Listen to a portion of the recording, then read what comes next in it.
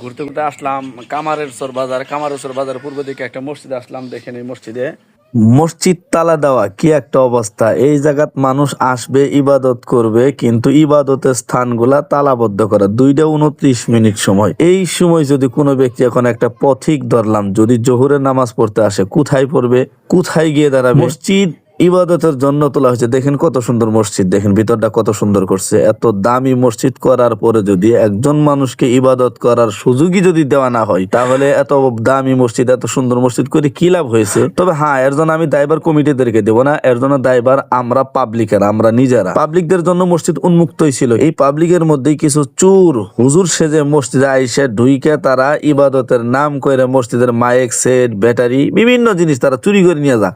এই চোরদের কারণে আজকাল মানুষ ইবাদত থেকে বঞ্চিত থাকতেছে। আল্লাহ আপনি এই সমস্ত চোরদেরকে হেদায়েত দান করেন এবং চোর মুক্ত আমাদের বাংলাদেশ গড়ার তৌফিক দান করুন।